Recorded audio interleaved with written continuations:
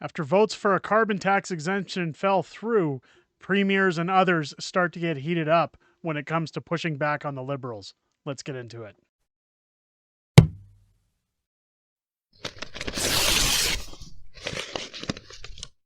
Oh, yeah! What's going on, ladies and gentlemen? Welcome back to The Fringe. I hope you're having a wonderful day, and I hope that as the week has progressed here, people are starting to get a little bit past what's going on with the carbon tax, the disappointing news that the bill to make an exemption for people heating their homes this winter was shot down. Now, a lot of people have said to me, hey, listen, this wasn't a binding vote. There was no way that the Liberals had to follow through. Even if the vote had passed, if votes had gone through in the House of Commons to extend certain liberties, I guess, to other provinces that weren't going to tax people in terms of their energy this winter. Now, when you look at carbon tax on your bill, we've had multiple provinces that say, like, when you look at the costs of your bills in terms of the value of what you're paying in carbon tax, it adds just over $1,000 a year, roughly, for the average person. Now, one would argue that it's a little bit more. I know in Alberta, I certainly pay more than that in terms of carbon tax on my utility bills. I guess with all these machines in the background, I just actually it's not as bad as one would think. However, but I still pay my fair share of carbon tax. We pay it at the pump. We pay it at the grocery store, and that's one thing people are screaming at the government to take into consideration, is that this isn't just about utility bills. The carbon tax is passed from logistics companies down to grocery stores when they have to reflect their price on the cost to deliver goods, the cost to produce goods, and then the cost to sell those goods, and also staff their businesses in order to sell us food that we need, clothing that we need, and everything else that's essential in our lives. Now, without the vote going through, you have virtue signalists like Jagmeet Singh now saying that he wants to put through a motion to eliminate the GST from your carbon tax bill. Now, while someone could argue, hey, something is something, we're not going to turn down any kind of offer. Now, he's calling on Pierre Poilievre to back that proposal, but we're talking about 5%. If you look at your average utility bill, even if you were to pay, say, $700 on your utility bill, which is very astronomical, you'd only be saving roughly what, $35 on your bill by him eliminating the GST. Now, again, people will say, hey, it's something. But $35 a month in my universe doesn't cut it when we've seen full-on slush funds, when we've seen Liberals recorded saying that this is just a tax to line people's pockets. I certainly haven't seen the weather change for the better. I don't know about you guys, but that's one thing that Stephen Guilbeault touts, and we're going to get into that a little later in the video. But before we get started on that video, folks, I wanted to take this moment to kind of have a little bit of a sponsor shout out. We don't really do sponsors on the channel, but the sponsor today is going to be from yours truly. And again, my apologies. I know people are sick and tired of this. Ladies and gentlemen, for anybody who's unaware, books that we have, like How the Prime Minister Stole Freedom, One Face, Two Face, Black Face, Blue Face, or our infamous Hold the Line, The Ballad of Tamara Leach, all of our books are now available over at unacceptablefringebooks.com. A lot of people told me that they wanted a solution that was outside of Amazon, something where they're not supporting Amazon. Well, you asked, we delivered. Unacceptablefringebooks.com is now up and live for you guys to order your books from myself directly. I do ship them out direct. Now, what I am offering, of course, because these books did have to sell for a little bit more than what Amazon is doing, because I have to procure the books and then I have to ship them out, I've offered them signed. So all of our books are now signed on the site. Every book that you order includes shipping Canada-wide, so you don't have to worry about extra charges for shipping on top. What you see for the cost of the book is what you pay all in, and well, books are moving fast. They've been selling out. One of the books we have on there is our out-of-print POEC government redacted edition of How the Prime Minister Stole Freedom, which I've only got about, I think, less than 30 copies left. And once those are gone, they're gone for good. They're no longer in production. So for anybody looking for a collector's item or gifts for Christmas, or somebody who just collects our books and wants something with a signed copy, unacceptablefringebooks.com is where you can order those from. And it goes directly to myself, my illustrator, and it supports the channel. So if you guys are looking to pick up gifts or even just support the channel in some way, if you haven't picked up any of our books in the past, this is your chance to get that. And I thank you guys for your support. Now, if we head over to Twitter, folks like the Pleb were reporting today that Justin Trudeau's comment section is filled with bot replies praising him. How much did this cost taxpayers? So you can see over and over again that people are like this is where we talk about wasted money. And every dollar that goes into the federal camp is taxpayer money. That's our money. That's 35% of our paychecks every 2 weeks or however often you get paid going into government coffers. And it pays for things like this to pump up egos and make people look like they have some legs to stand on when it comes to their online lives. Justin Trudeau, of course, not wasting any time with trying to buffer his ego. But today, as the House of Commons convened, with what little support they have, because let's face it, folks, I don't know anybody in this country who's happy to pay extra taxes. We have Melissa Lansman, who stood up to kind of push back against the Liberals and their bill, because, again, we've been stabbed in the back by Quebec, who I've said before in my other video, I don't feel had the right to vote on this. If they don't pay a carbon tax, if they're not part of the national carbon tax plan. I know some people have told me, hey, Quebec pays some form of a carbon tax. It's just provincial. It's outside of the federal realm. Well, then they shouldn't have the right to vote on it and decide what the rest of the country does. This vote was outrageous. But a quote from Melissa Lansman as we get into the video, they had a choice to stand with their communities, and instead they stood with the Prime Minister. Now they're hiding and hoping that everybody forgets. As per usual, we've seen 8 scandals minimum in the last 8 years from Justin Trudeau. This is just another thing they're hoping disappears. Melissa Lansman calls out Liberal MPs for voting against a motion to extend or expand carbon tax exemptions. Let's take a listen to what she had to say.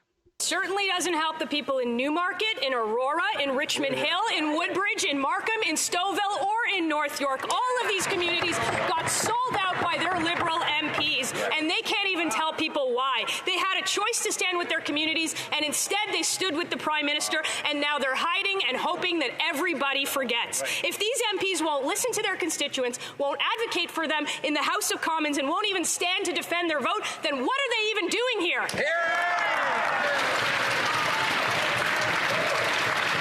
The response.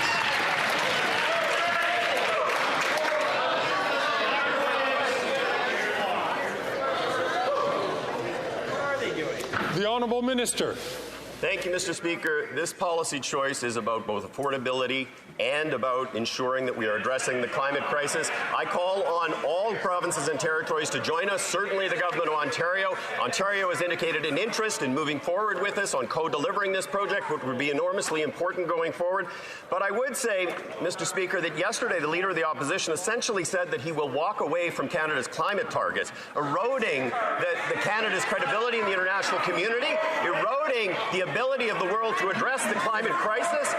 This is enormously reckless, Mr. Speaker. It is an enormous risk for the future of our children. Shame on him.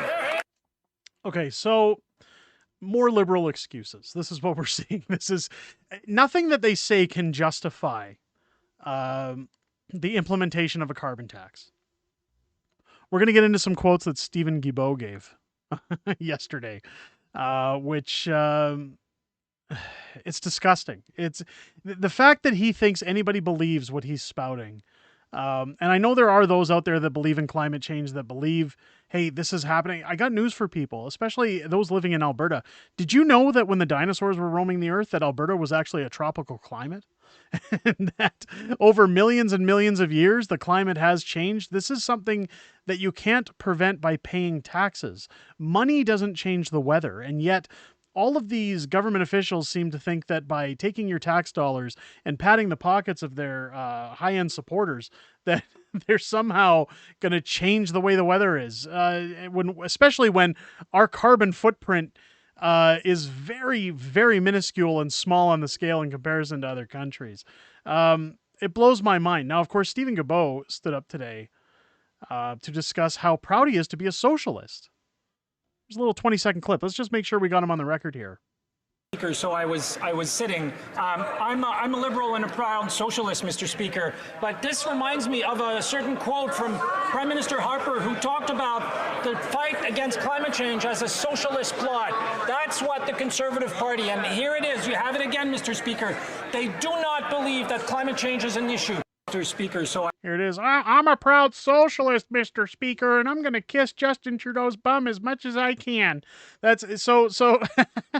Admitting you're a proud socialist in a country like Canada, not really the best business decision, I would think. Now, of course, afterwards, Stephen Guilbeault heading out for a press conference where he says we can no longer ignore the climate crisis. Gotta love that. Fires, floods, and droughts. What that should say is arson. Because that's what that's. And guys, I'm not expanding lies here. There were multiple articles over the summer that said, I think in Alberta alone, 80% of the fires that were caused by arson in some form or another, that it wasn't climate change. Floods and droughts are costing every Canadian. The Conservative Party has no plan. They just want to burn everything down. No, that's the Liberals that are burning everything down, burning down our country figuratively. We'll continue working for a more sustainable future. Hashtag no plan Pierre. Weak hashtag. That's just, that's not even a suitable hashtag. It's weak. It's not as good as Trudeau must go. But let's listen to what Mr. Fancy here has to say about the environment again. if you're a political party and you hope to form a government and you have no plan to fight climate change after we've gone through the worst summer in the history of our country in terms of climate impacts. We've seen the worst forest fires. We've seen some of the worst droughts. The worst arson, Stephen. I think he meant arson. Floodings, the worst tropical storm last year, Fiona. If you don't have a plan to fight climate change, you don't have a plan for the economy, and you. Okay, so hold on, folks, and I know this is going to upset people because I'm pausing the video. Fiona, if people would have paid more money, Fiona would have taken a vacation. Is that what I'm supposed to understand by Stephen Guilbeault here? That if more people would pay taxes like Canada, Tropical Storm Fiona wouldn't have happened, right? Don't have a plan to keep people safe in this country as well as around the world. Since we presented our emissions reduction plan last year, our government has put in place a number of new measures. I'll name a few. We've tabled draft regulations for the zero emission vehicle mandate. We've tabled draft regulations for the clean electricity regulation to have a net zero grid by 2035. We have eliminated fossil fuel subsidies. We're the only country in the G20 to have done that, and we've done so 2 years in advance of that. On top of Okay, so why are you the only country in the G20 that's done that? Because this is the only country that's allowing that to happen. It's because our government ignores laws and basic principles of human rights by putting this on us. What people have to remember is that when they're talking about heat pumps, we're going to give credits for free heat pumps, that comes out of taxpayers' pockets. The government isn't paying for those heat pumps, which, by the way, are linked to Train Technologies and some of Justin Trudeau's closest friends. So once again, the heat pump deal is to pad the pockets of those that stand to gain the most from Trudeau's faulty decisions. The other thing about heat pumps is again, and they talk about it countrywide. Hey, if you didn't want to, if you don't want to use natural gas, you could apply for the heat pump benefit as well. I've been told that I believe it's minus 25 degrees Celsius. You cannot get home insurance for any home with a heat pump once you live in an area that goes below minus 25 degrees Celsius, because they won't cover your home at that point. It's too liable for damages and issues because heat pumps fail to work below minus 25 degrees Celsius. So, I mean, these guys try to tout everything, and notice how jittery he is as he's talking, because he doesn't even believe his own lies. He's just telling people what he needs to. He's saying the usual two-page rhetoric of liberal made-up facts that he can give to people to sell them on whatever BS he's pushing. But let's go forward. That we have a number of measures that are coming in the coming weeks. The final regulations on the ZEV mandate. We will have new methane regulations so that the oil and gas sector will have to reduce their methane emission by at least 70% by 2030. And we will have the framework for the cap on the oil and gas emissions.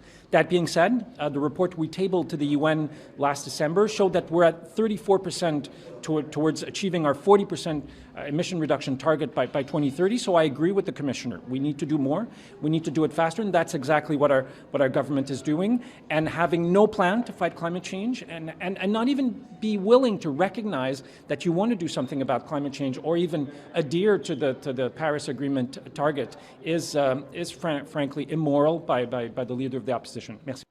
Okay, so what I'm going to state on this is that Pierre Poilievre did take a press conference where he did say he will unveil what his plans are for environment or investing in greener technologies once the election for carbon tax takes place. Pierre's not going to give them anything to attack. Pierre's not going to give them anything to plan around. He's going to drop his bombshells when it comes time for an election, and rightfully so. Now, the reason Pierre Poilievre, at least so far, as much as what I can gather, isn't agreeing to the 2030 Paris Accords is because they're completely unachievable and asinine. They're bankrupting the country and its people. It is an unachievable target unless you are to basically poverty-stricken your people in order to tout that you did it first. I hate to break it to Justin Trudeau and Stephen Guilbeault. This isn't the space race, and we're not trying to get to the moon and be the first ones on that property. This is a very outlandish, very unrealistic proposal that they've put forward. And they have shown, not only with this discount to Easterners, but over time by padding pockets with that money and paying for immigration with funds that are supposed to be investing in greener technologies, that this is nothing more than a scam. I don't know how else to put it. Now, of course, there was a meeting of all the premiers this last weekend, I believe in Halifax.